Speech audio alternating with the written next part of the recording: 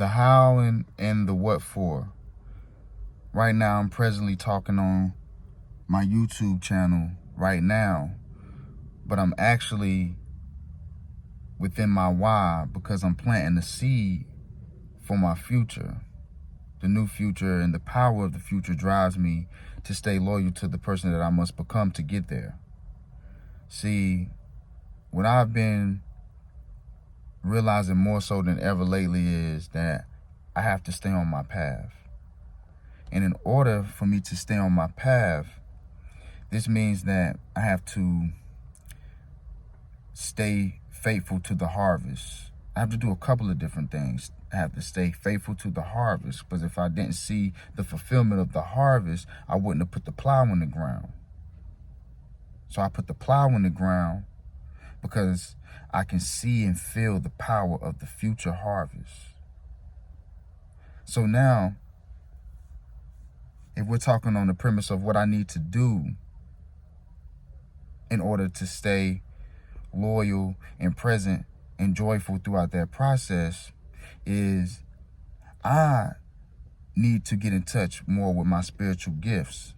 But one would say, how would you get more in touch with your spiritual gifts? I would say meditation.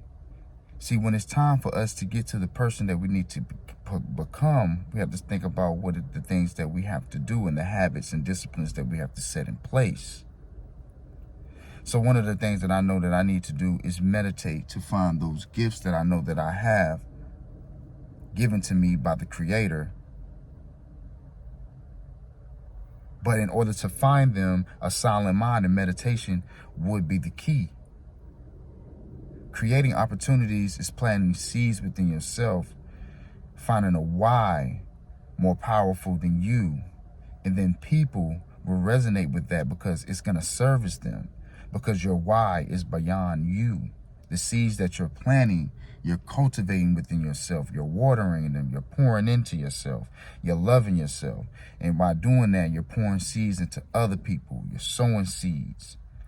When it's time to harvest, when that time comes, because within the moments of your everlasting now, you knew and felt the power of the future, because you knew what it is that you needed to become in order to get there. Within those moments of the now, you captured it. You studied it. You relentlessly worked at it. You made a decision to stay committed. Now, the question is, how committed are we gonna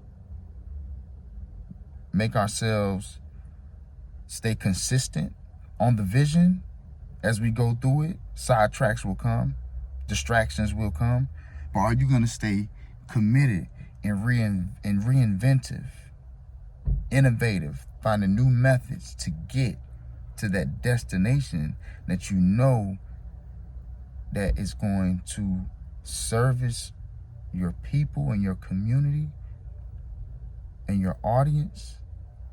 And it's a solution that can service people, and you believe it, and you're so passionate and so much that you're willing to do whatever it takes to get it. Whoever you need to become, you're with it. This is the true spiritual journey on the self-discovery level.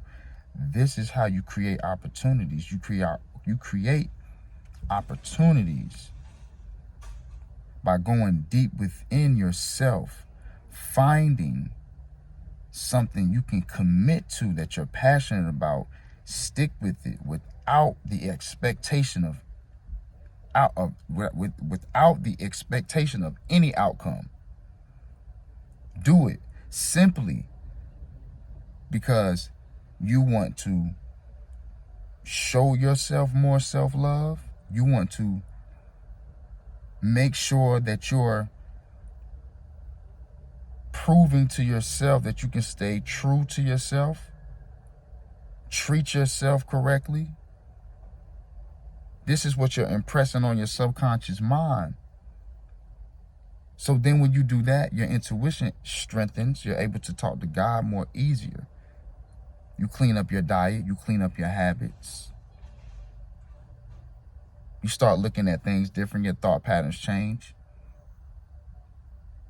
The way you look at life totally is transformed just like that through personality transformation of a spiritual experience, of you truly finding who you are, getting rid of all the static, which is why I mentioned meditation before.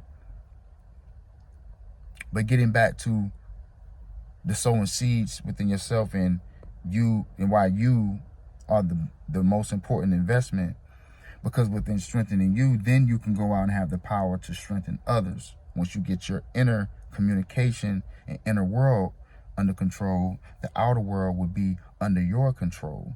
This is where I'm at now. The process that I'm going through is all based off the limitations that I set on myself by way of self-doubt, trauma, shame, guilt, all the lowest frequencies. But when I'm in the high, I actually have something very valuable to offer, which is one that I'm doing now, right now on the screen with y'all, channeling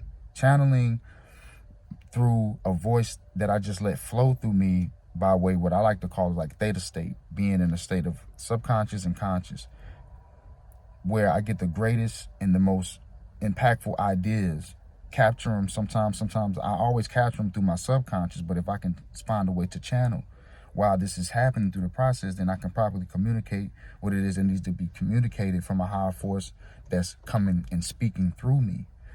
This is the best way of to capitalize on a flow state, because at this point, you're not using any of you. You're being used by what's higher than you. Submit to that, master the art of communication, then come back to what it is that you have goal setting on this earthly physical manifestation, which is something that you put together within the flesh, but you have a higher purpose that is set for you on the Creator. I believe that the key is to intertwine the two and use it to your advantage moving forward with what it is that you desire inside of your flesh, and then what is your commands to do from the Creator, finding an even ground with your human relations on earth, your personal relations and relationships that you develop through that vision, passion, entrepreneurship journey, idea, non-profit, creative events, graphic design, STEM, all these different things that are opportunities as they seem to be. However, it's really you who is the opportunity, and it is you who is creating the opportunities by way of how you view yourself, how we view ourselves. If I view myself in a certain way, in a certain mental image, then I'm going to do the things moving forward that needs to accomplish and get to that mental image. The pace, time, and accuracy that it takes to get there all depends on me and the skill sets that I develop and the meditation that I have moving forward within that process.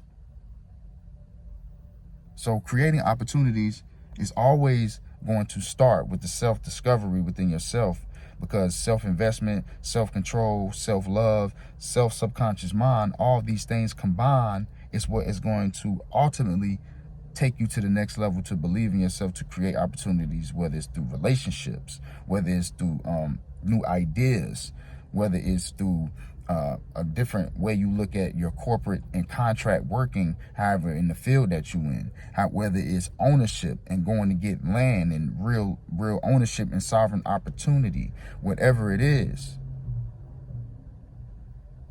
Create your opportunity is with creating your opportunity is with you creating within yourself, within communicating with the Creator itself. So if you're trying to create an opportunity, create space to talk to the Creator.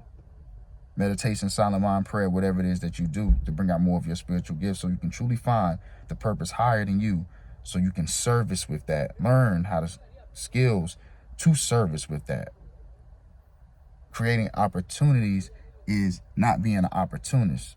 It's about creating opportunities. It's about you knowing, you seeing a problem, trying to solve it, and creating an opportunity for yourself to go at that for the upliftment of humanity and your community.